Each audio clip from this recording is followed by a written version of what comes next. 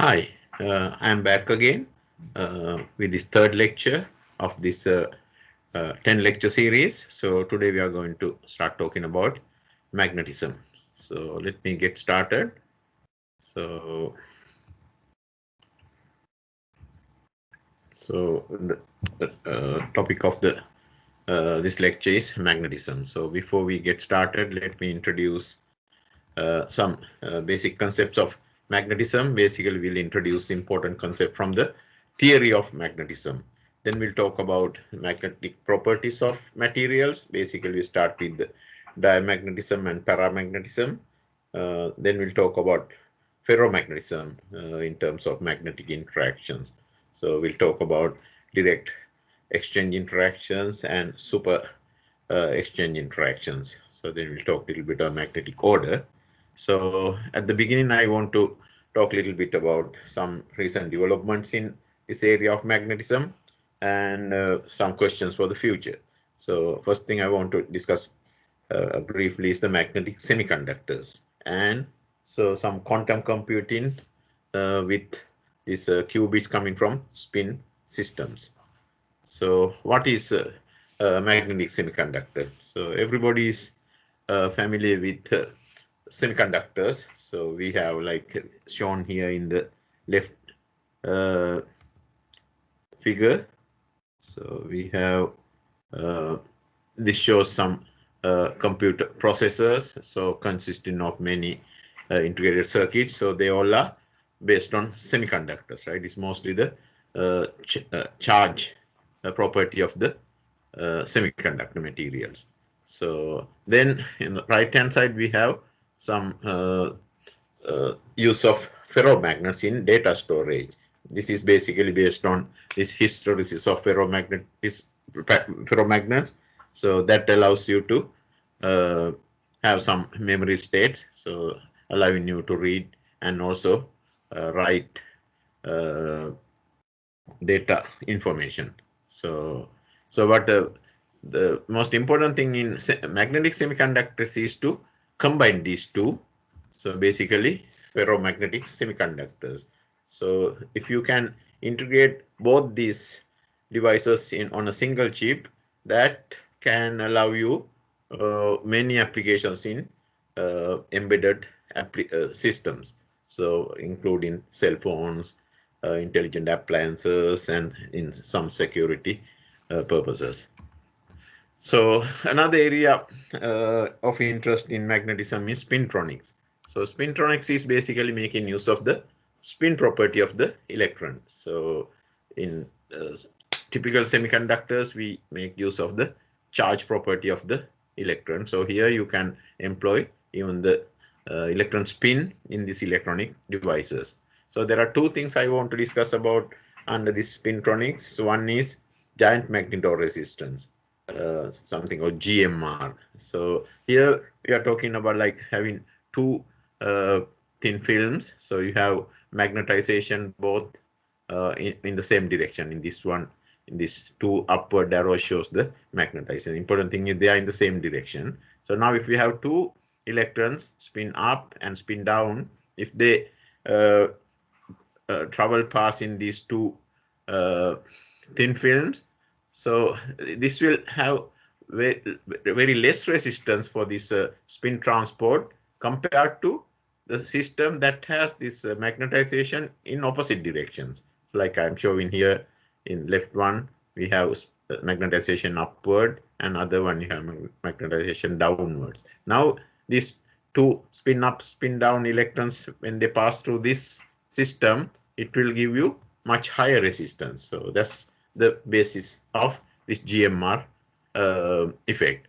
So also there have been some new studies, something called the colossal magnetoresistance. So that even higher resistance change when you have this spin passing through that. By applying small magnetic field, you can change your resistance several orders of magnitude. So then another area of interest is spin transistors. So that's in this one. So like in typical MOSFET, like metal oxide field effect transistors, you have this source and drain connected to your conducting channel, then the transport can be modulated by applying voltage to the gate.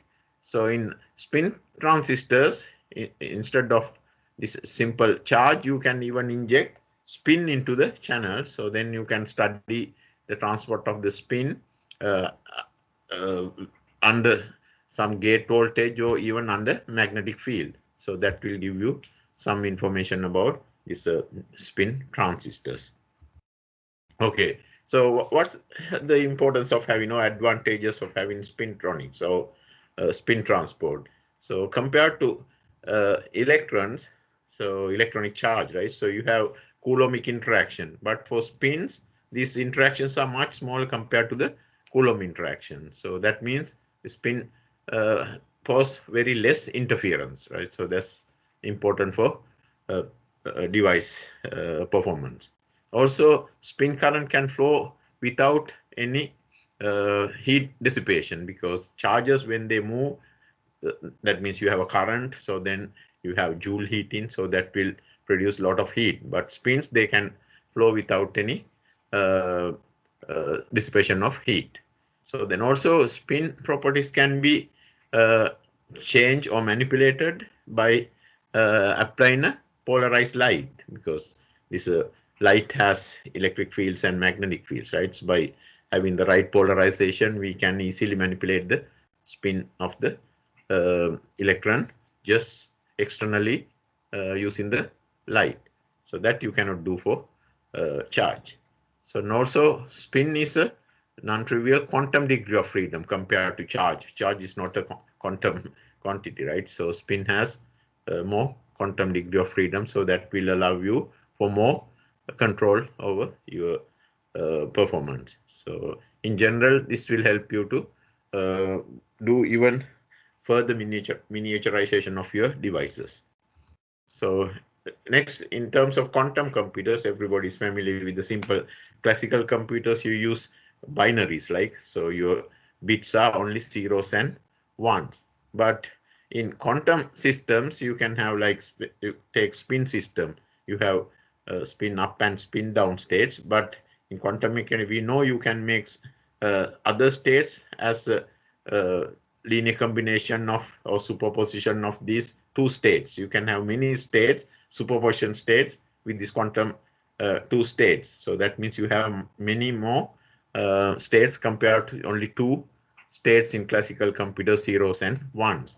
So also, if these superposition states have longer coherence times, you can you make use of the quantum entangled properties through these superposition states. So this will give you added new functionality to your quantum computers.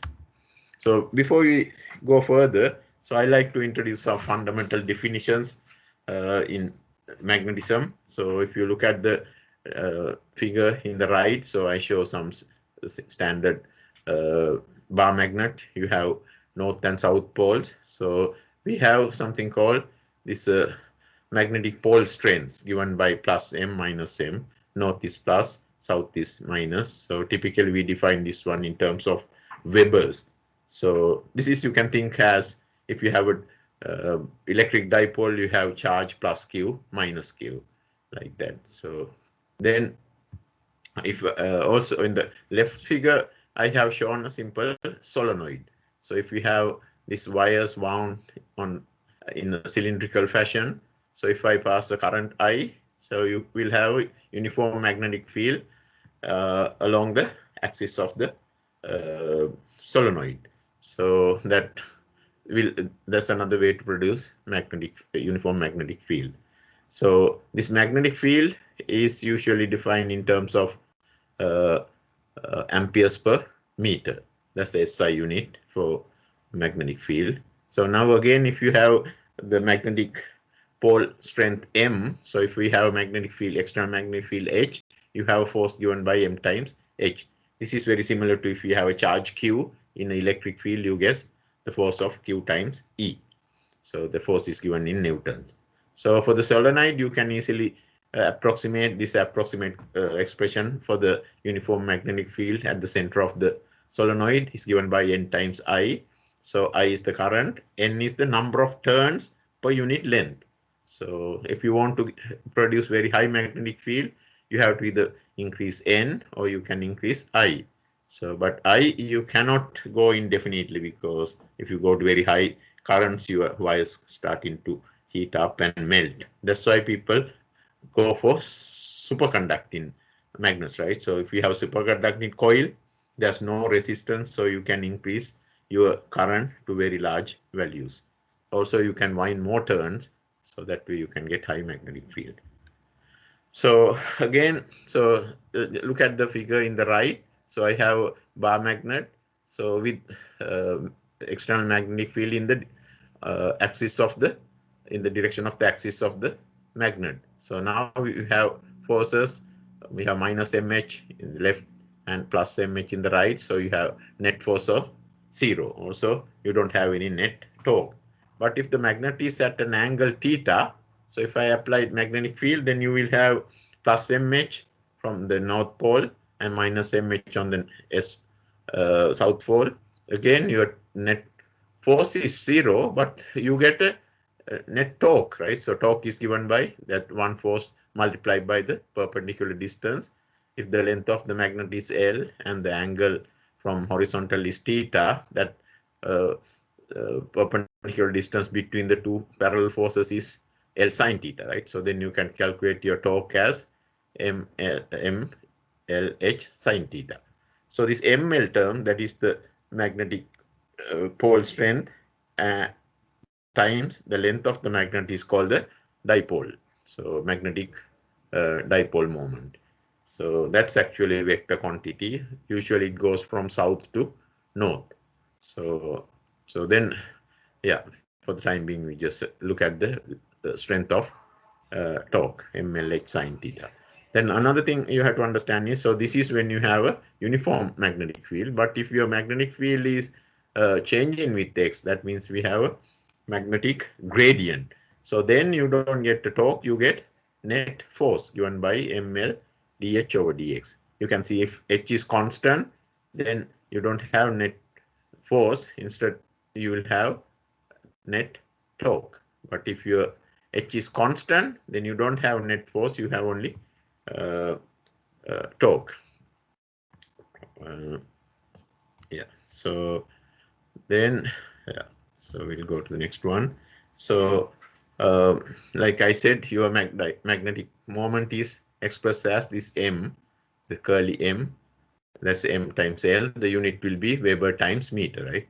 M is given in terms of Webers. So the magnetic torque we talk about, this remember MLH sine theta, that you can write as a vector product. So this then torque is a vector that's given by this M cross H.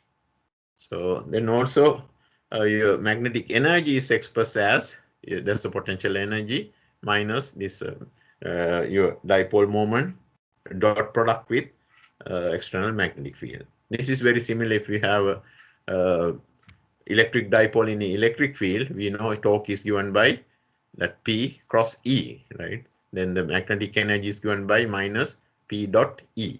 That's a similar situation. So now this magnetic moment, so if you have n number of magnetic moments per unit volume. So suppose if you have n as a moment of a number of moments per unit volume, then total number of your magnetic dipole value would be n times your m. M is the magnetic moment for one atom, right? Or one dipole. So if you have n for unit volume, your total magnetic moment will be n times m. This capital M value we call as the magnetization. So magnetization is number of the magnetic moments per unit volume. So that unit would be, because m is Weber times meter, so then n means per cubic meter, right, per unit volume. So then you can see that m and 1 of the m cube cancel, you get Weber per meter squared. So that is we define as Tesla. So remember that magnetization always goes from south to north, like in like polarization you have it going from negative to positive. So continuing further, so on the left figure you will see I have magnetic material. So I apply external electric magnetic field given by H. So then, so inside the magnetic material, your the magnetic moments are going to be arranged. So it can be either arranged in the direction of H or it can be in the opposite direction of H. So then your effective magnetic moment, the field B is given by H plus or minus M, right? If M is in the same direction as H, then you have H plus M. So then we have something called the paramagnetism. So if M is in the opposite direction of H, then your effective B will be H minus M, right? Because that is the situation when you have diamagnetism.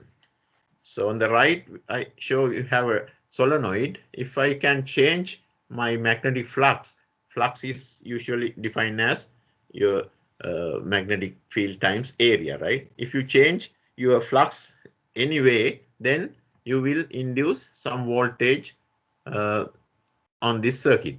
So whenever you have a change in your flux, you will have induced voltage. That induced voltage is given by this expression, V is minus N A dB over dt. So N times A times dB over dt means your change of rate of your flux. If you have N number of turns, you have to multiply by N.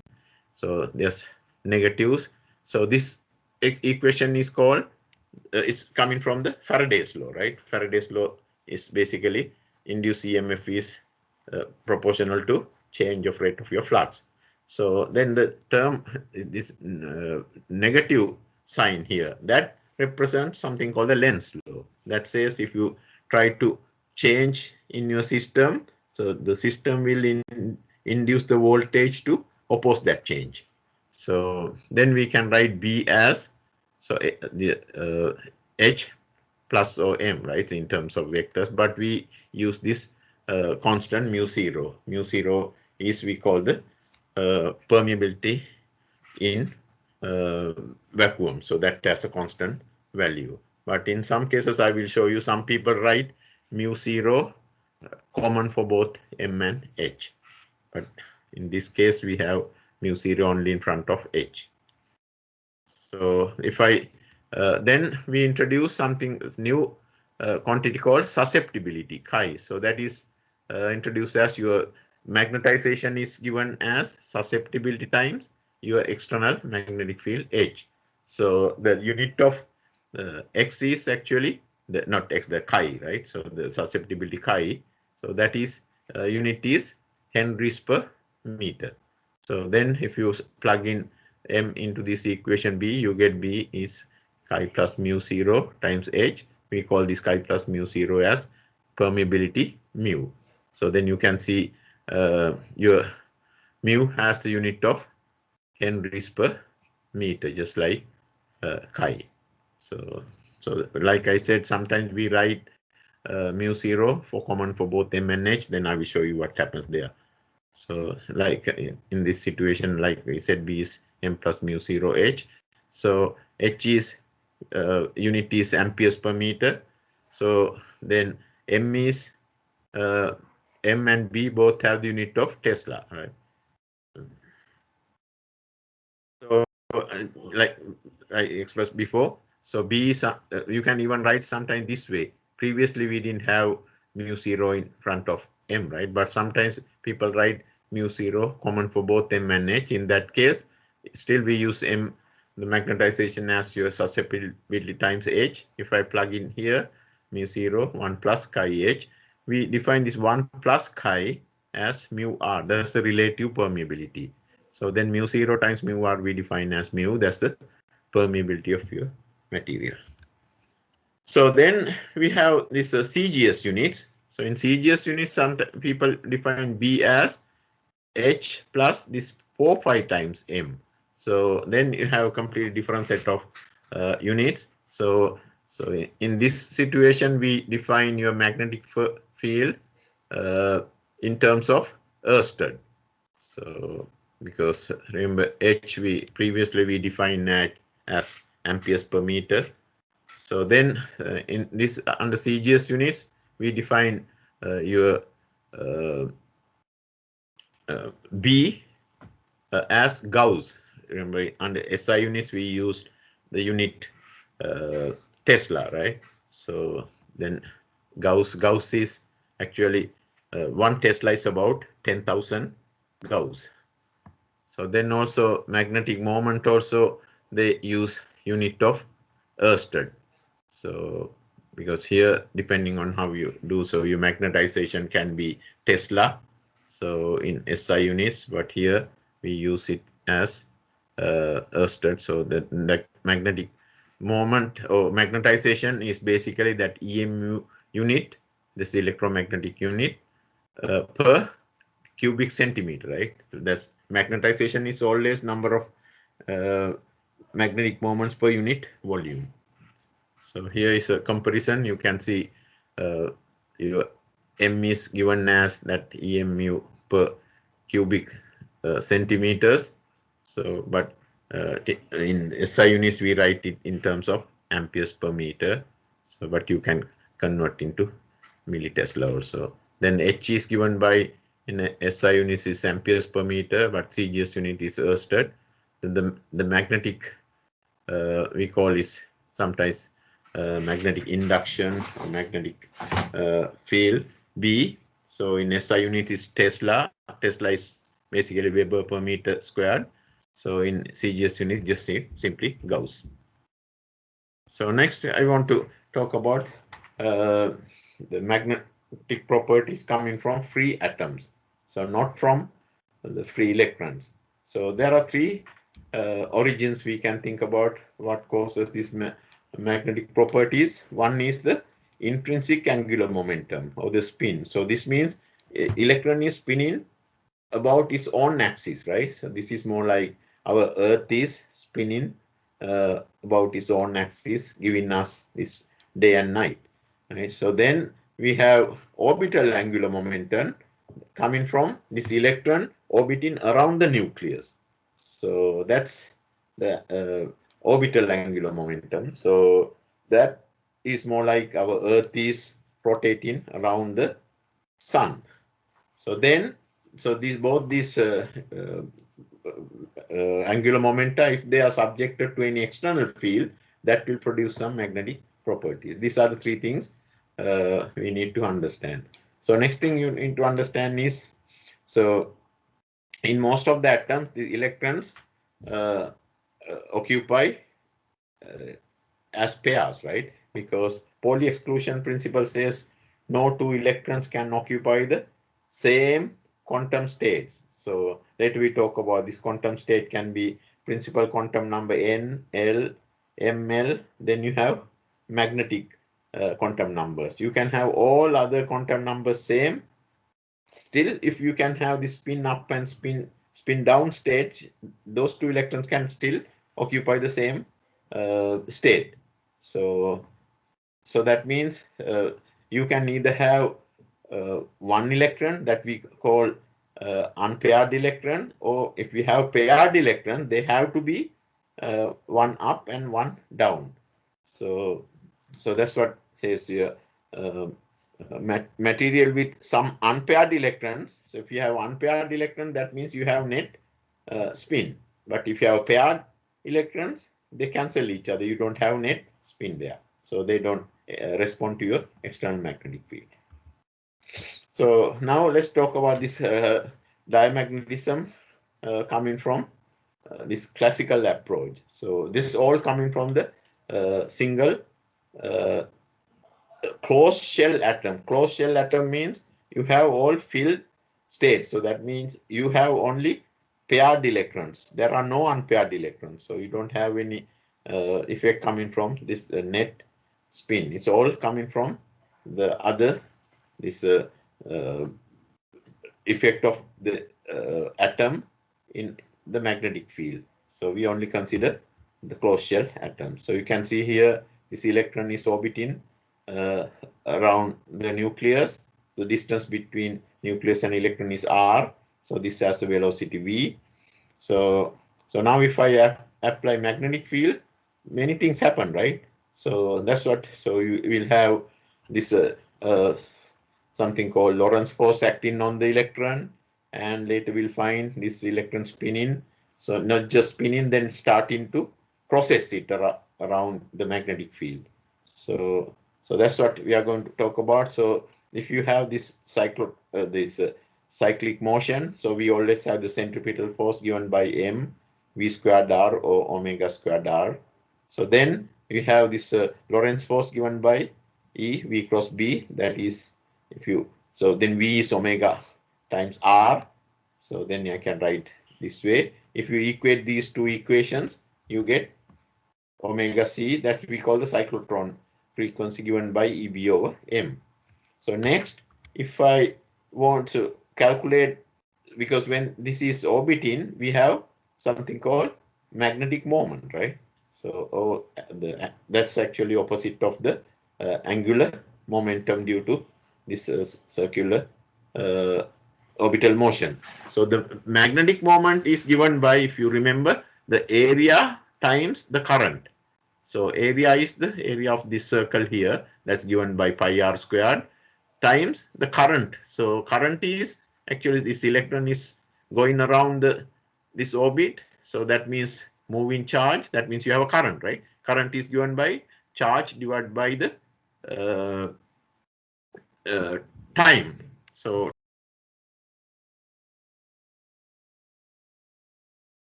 distance is 2 pi r divided by velocity, that is omega r.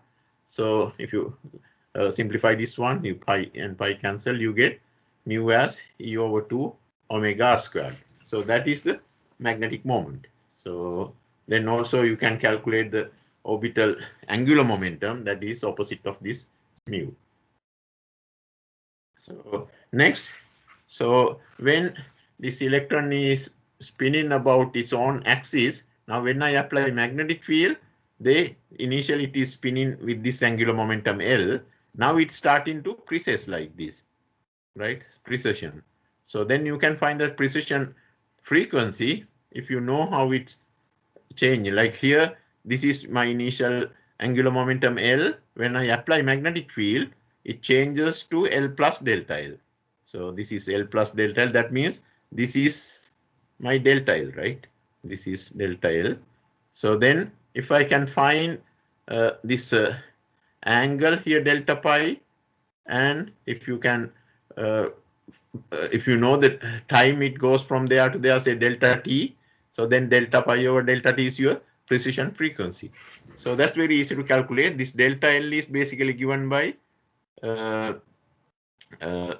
if you know this radius, so that radius is L sine theta, right? This L, this angle is theta, this is L sine theta.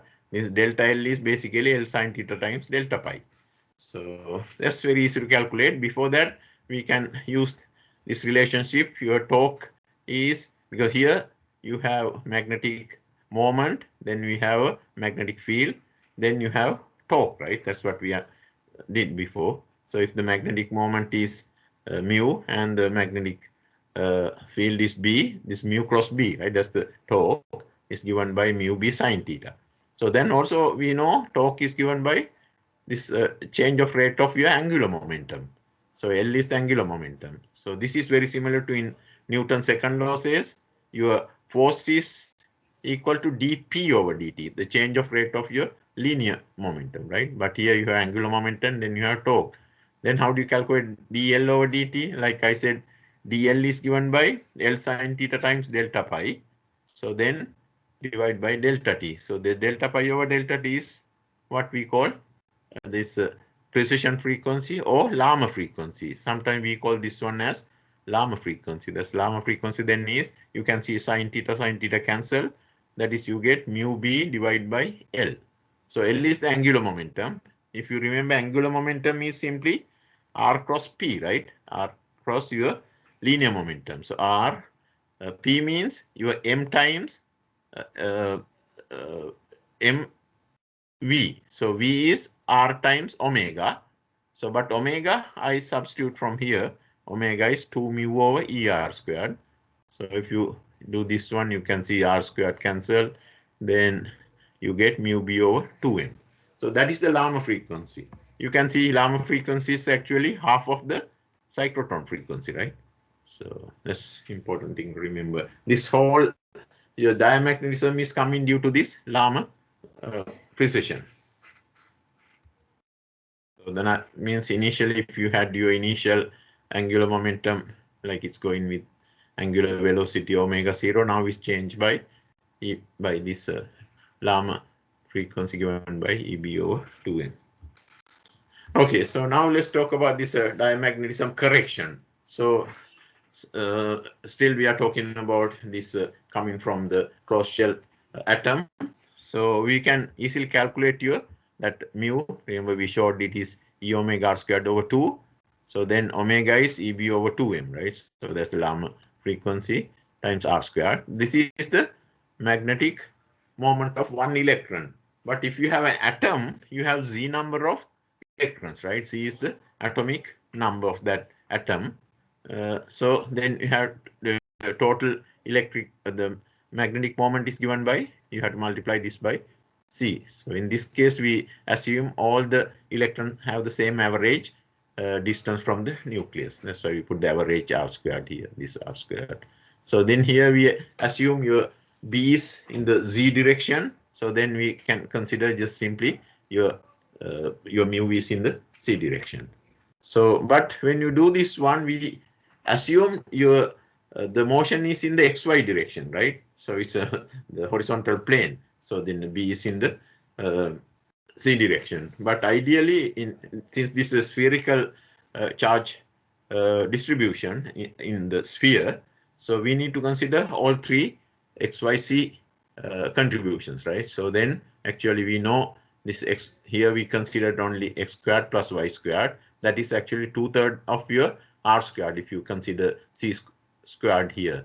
So that means if you want to get the full correction, this 4 has to be multiplied by 3 over 2.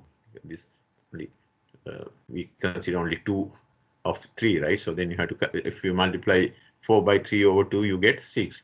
So this is the corrected value for your magnetic moment for one atom. So now if you have, say, n number of atoms, so then you can calculate the total magnetization, right? Magnetization means number of magnetic moment per unit volume. Suppose this material has n number of atoms per unit volume. So that is the atom density, right? So n is number of atoms per unit volume. So one atom has mu c, then you have, if you calculate the total number of magnetic moment per unit volume, that is m, right? That's what you had to multiply by n. So then mu c is this one, and this is what you get. So now if you know m, you know how to calculate your susceptibility chi, that is given by mu 0 m over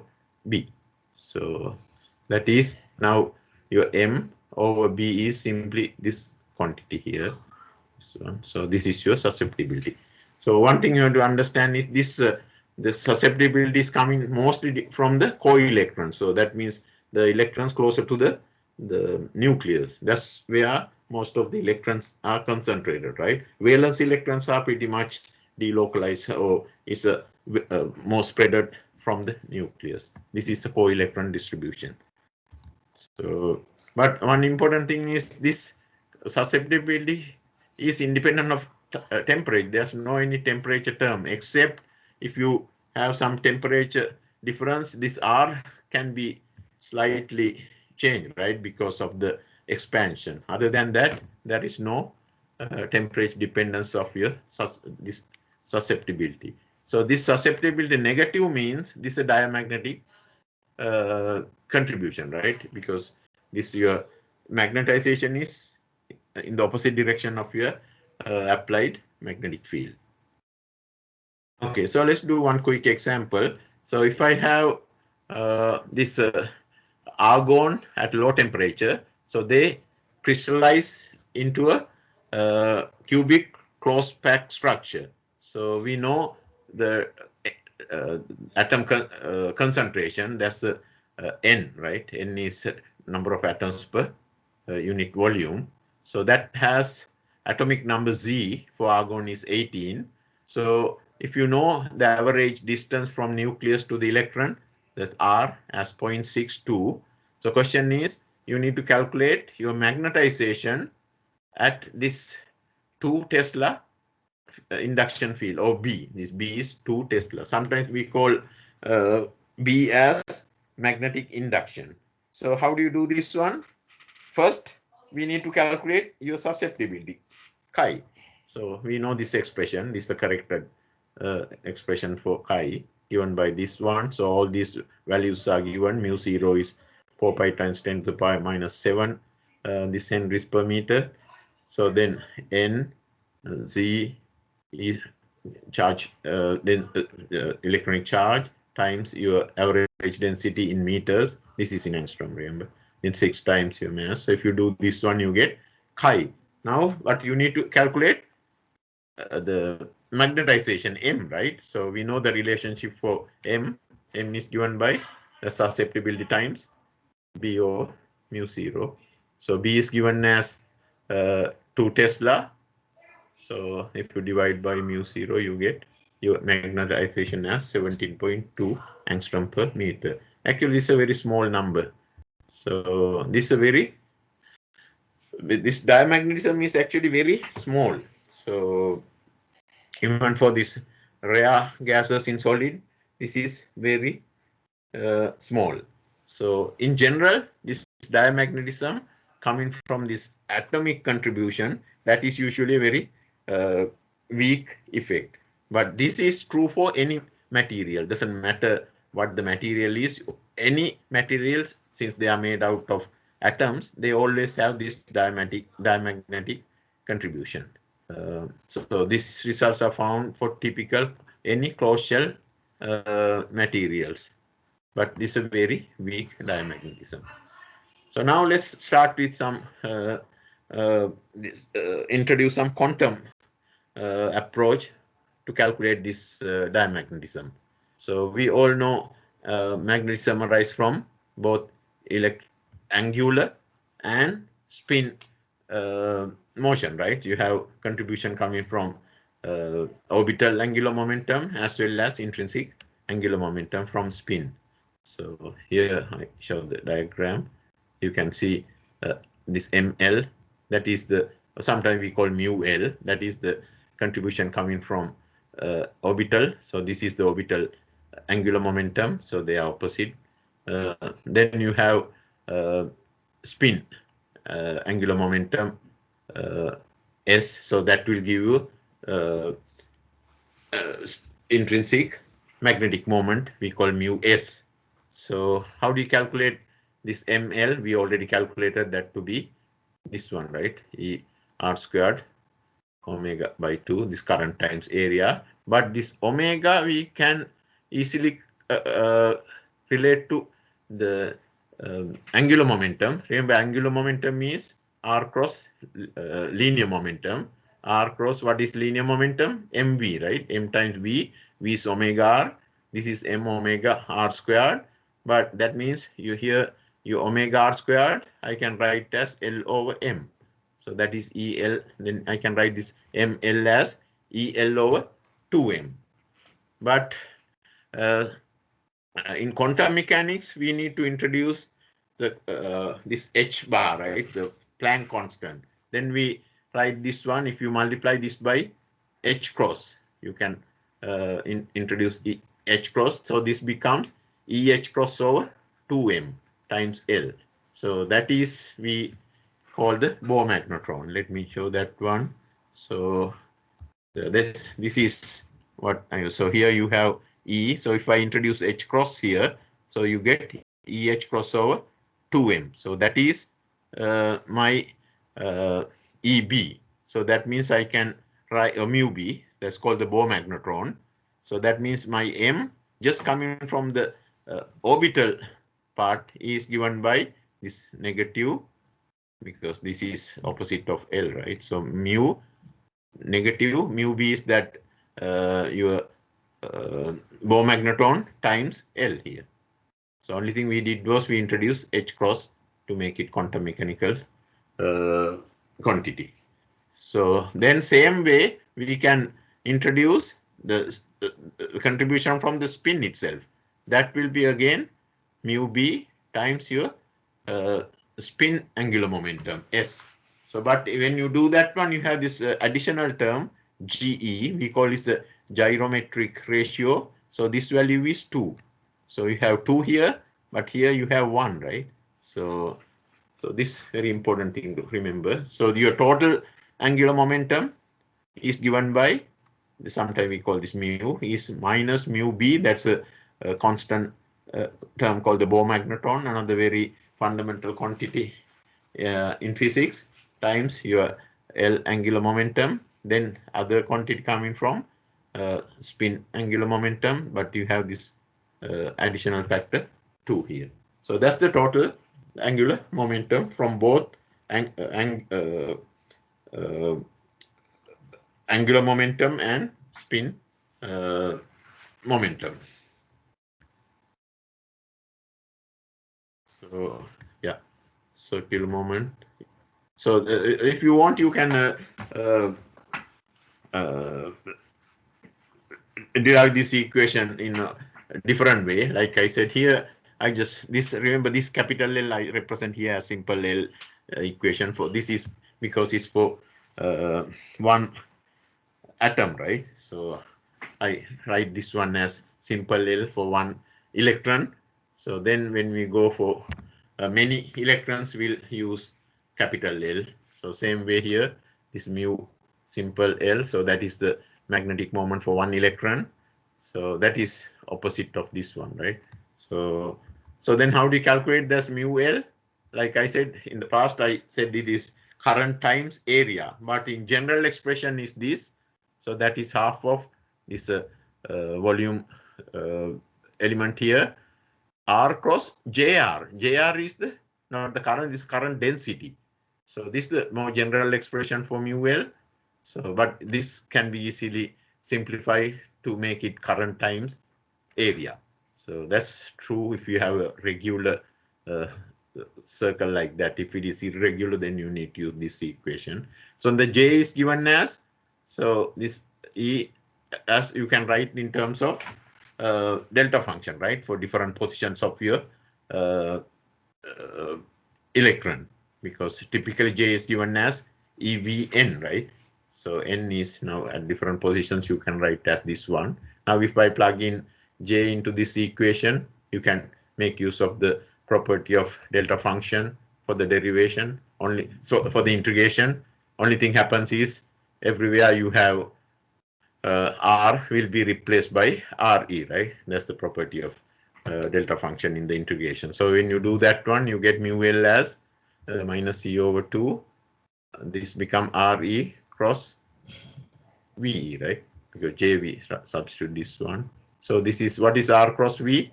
So then if I write this one, if we multiply by M both sides, so MV means P. So this R cross P means your angular momentum, right? So this you can write as E R cross P is L divided by 2ME. So to make it quantum mechanical, we make E H cross here. So mu L is given by, this is the Bohr magneton times your angular momentum L. This is L is for one electron here. Okay, so yeah, that's what we have here. Mu be this one, L is the angular momentum. So then you have the contribution coming from the spin itself. So spin angular momentum is S. So then you can write, so that mu S as minus G mu B times S. So but G is that gyrometric factor, that is 2. So right now people have calculated more precisely using the quantum electrodynamics. This G is about 2.0023, but we can assume G to be exactly 2. So then if you remember, your S is usually the angular momentum is defined in terms of your this simple S values. So S squared is given by actually yeah, S is square root of S plus 1 H cross, right? So then if you take the dot product, this becomes S plus 1. So these are the quantum numbers for S.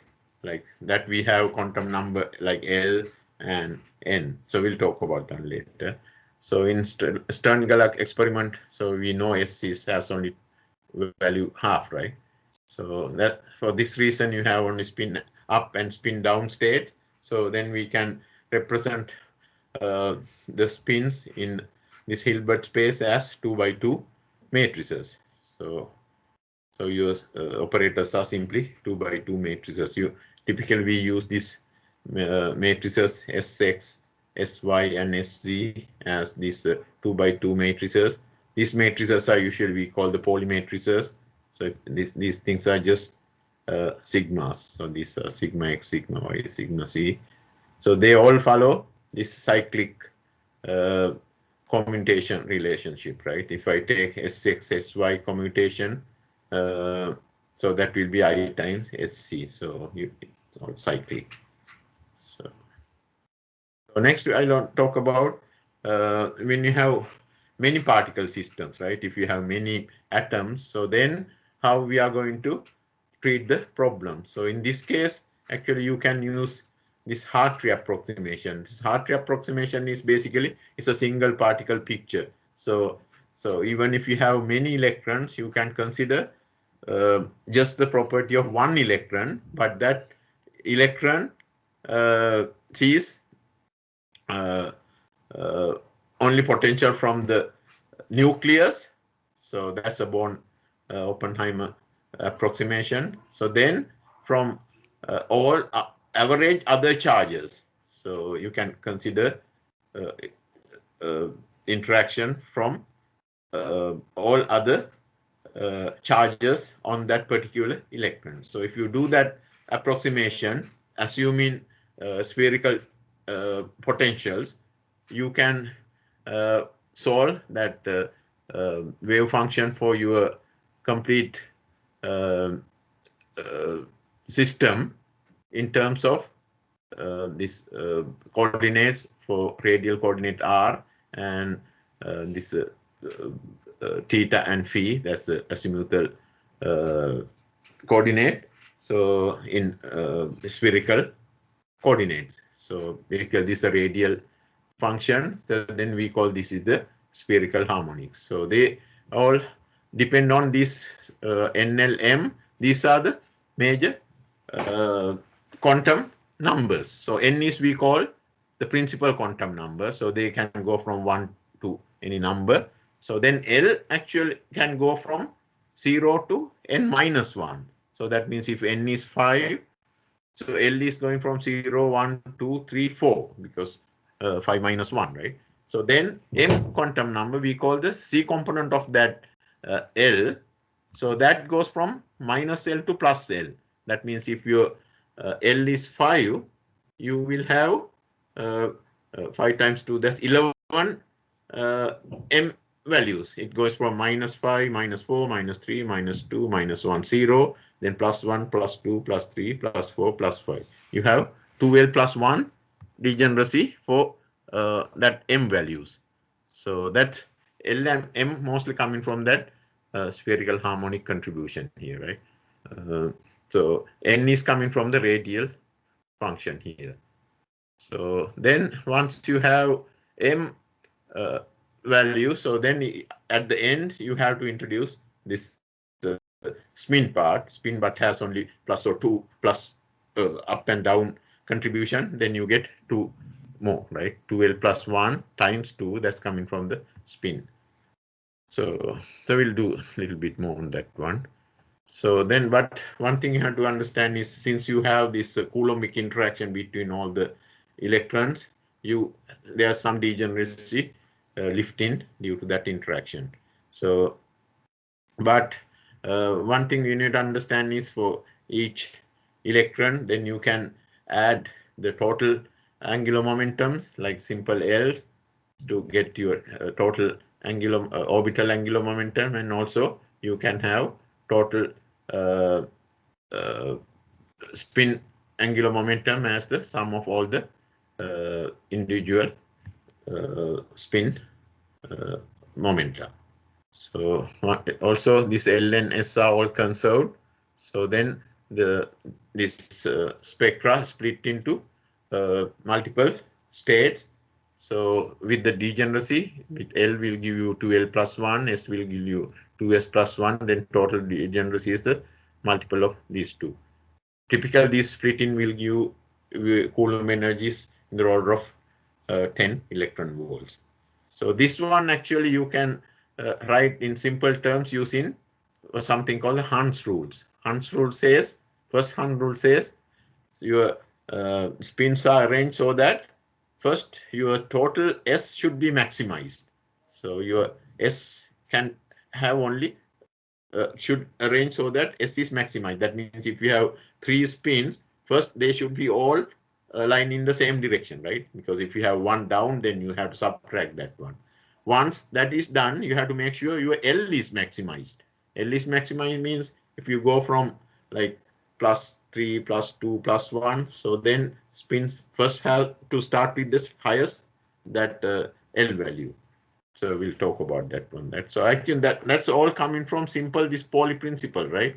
So always electrons, Pauli principle says no two electrons can be together if they have the same quantum numbers. So that means that we'll like to keep electrons further apart, right? So that means you are lower in the Coulomb repulsion part.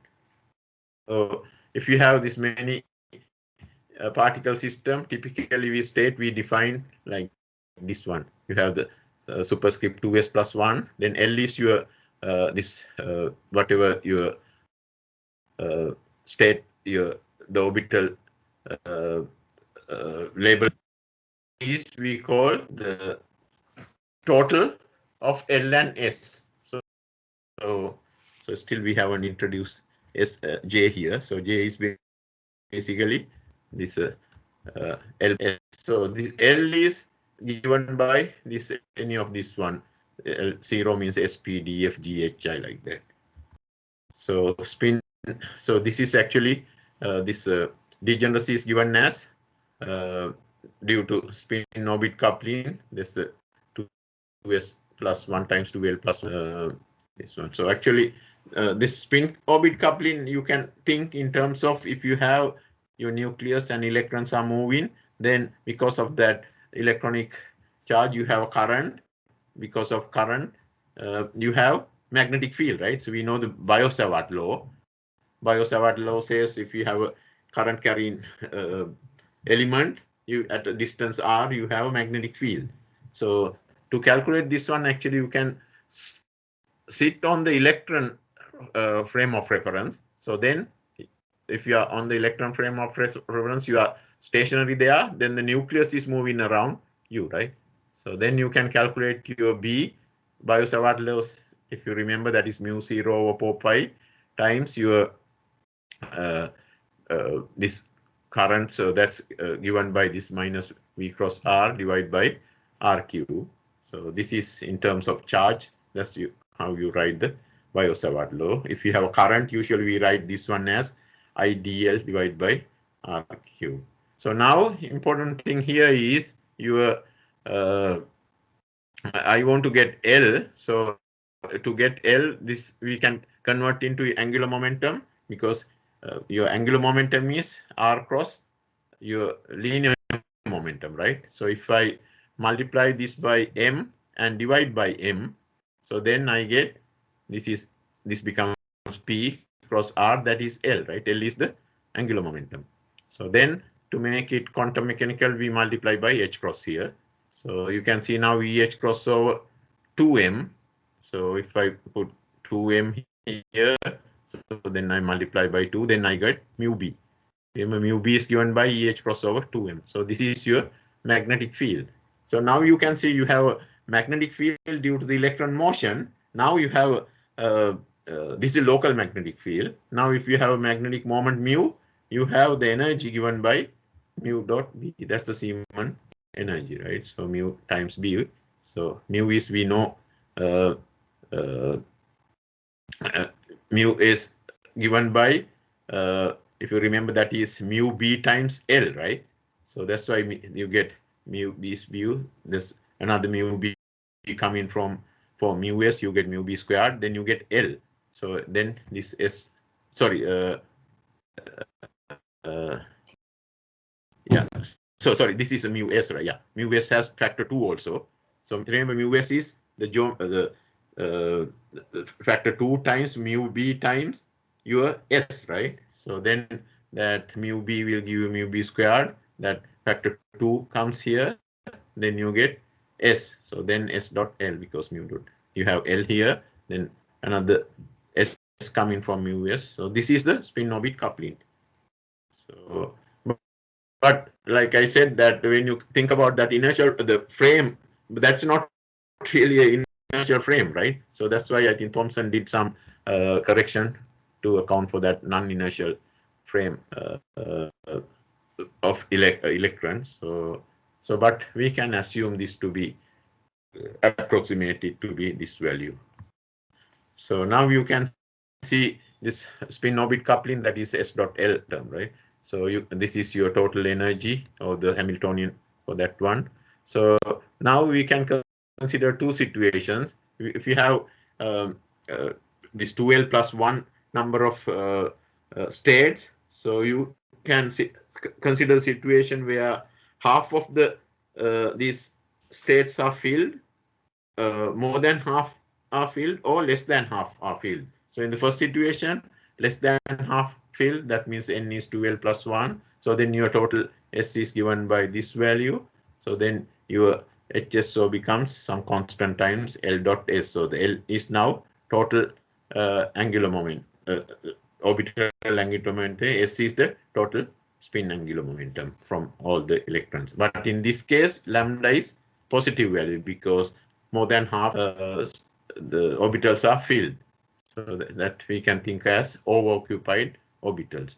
But in the case n is greater than 2L plus 1, that means you have only more than, yeah, first situation is a less than half filled. So here more than half filled, then you get, because some are now cancelled by each other, right? So if you have fully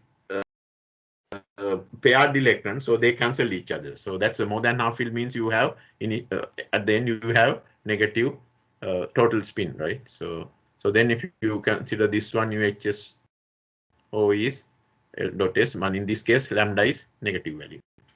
So this, but in this case we are talking about unoccupied states, because more than half filled means some states are unoccupied, because like this, so these are fully occupied, so these are like unoccupied orbitals here. So actually that's basically talking about the Hund's rules. So like I said, this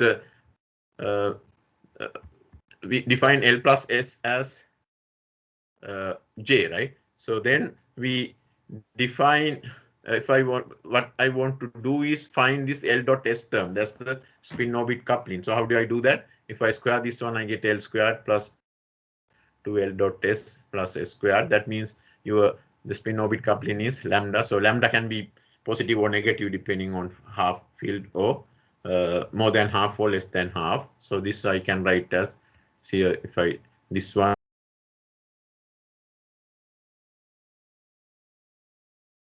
So one thing to understand is this L squared and S squared commute with this HSO and the total Hamiltonian. So, but not L plus S. So then also everybody should remember, usually L squared has the eigenvalues of this square root of H cross L plus 1. So then LC, the C component, has the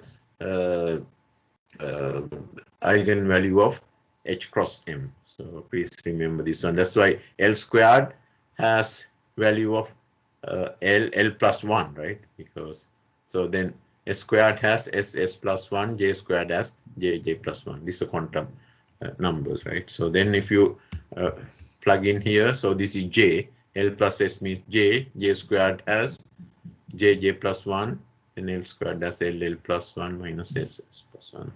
So now you can see how J assumes a value for going from L minus S to L plus S. So we know first, yeah, so let's remember this N is less than 2L plus 1. So that means less than half of the orbitals are filled. So then J has minimum value of L minus S. But if it is more than half filled, J maximum is L plus S. So that's actually Hund's rule 3. So first Hund's rule is S should be maximized. Second Hund's rule is L should be maximized. Third Hund's rule is if your orbitals are more than half filled, your J will be L plus S. If it is less than half filled, it will be L minus S. That's all. Typically, like I said, we write the notation as 2S plus 1, so LJ. So, for example, if I take the cerium 3, that has 4F1 configuration of the your outermost electrons. So that means what is your S? Because this is F electrons means SPDF. That means you have 0, 1, 2, 3, right? So then L will go from minus 3 to plus 3. So then, but this has only one electron. So where should it fill? So first it should fill so that your S should be maximum. That means there's only one way, right? This way. But it should, to maximize L, it should fill this plus 3, right? Not plus 2 or minus 3. So that means this is how it's filled because you have only one electron. So now what is your total S? Only half, right? Your S is, then what is your L? L is, so this is plus 3 times only one electron, that means 3. That's the second law. So then you can see this is less than half fill, right? Half is here. So less than half fill means your J is L minus S, not L plus S, right? This one. So that means L is 3, S is half. So then you get, if you subtract, you get 5 by 2. So then how do you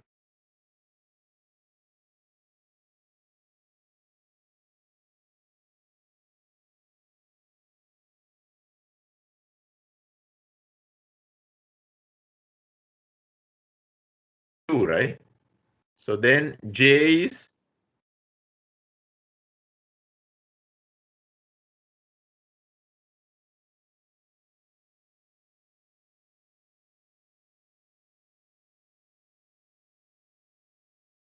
so yeah, L is 3 means SP DF. Yeah, so we have F here. So that's the notation for that electron system. So we'll do a couple more examples, then we'll understand.